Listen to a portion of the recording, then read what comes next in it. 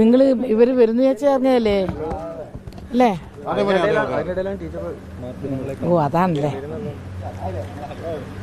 എന്നാണ് നിങ്ങൾ ചോദിക്കാൻ ഉദ്ദേശിക്കുന്നത്? കണ്ടു. അല്ല ഇന്നിപ്പം വൈകുന്നേരം ചിലപ്പോൾ ഇറങ്ങാൻ പറ്റിയേക്കുന്നുള്ളതാണ് മനസ്സിലാക്കുന്നത്. അല്ല അതിൻ്റെ വിവരങ്ങളൊക്കെ കിട്ടണ്ടേ? നമ്മളിപ്പം സ്റ്റേ ആയി. ഇനിയിപ്പോൾ അതിൻ്റെ വിവരം ഇവിടെ എത്തിക്കഴിഞ്ഞാൽ മാത്രമല്ലേ ബാക്കി നടപടി എടുക്കാൻ പറ്റുള്ളൂ. കുറേ നടപടിക്രമങ്ങളുണ്ട്.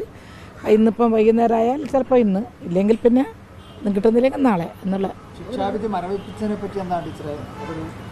അല്ല ശിക്ഷാവിധി മരവിപ്പിച്ചത് അത് ഏകദേശം എല്ലാവരും പ്രതീക്ഷിക്കുന്നതെന്നാണ്.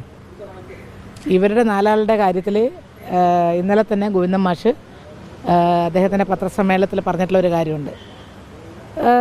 ഇത് മേൽക്കോടതിയിൽ നിന്ന് നീതി കിട്ടും. അത് തന്നെയാണ് പ്രതീക്ഷിക്കുന്നത്. പ്രതീക്ഷ തന്നെ സംഭവിച്ചു.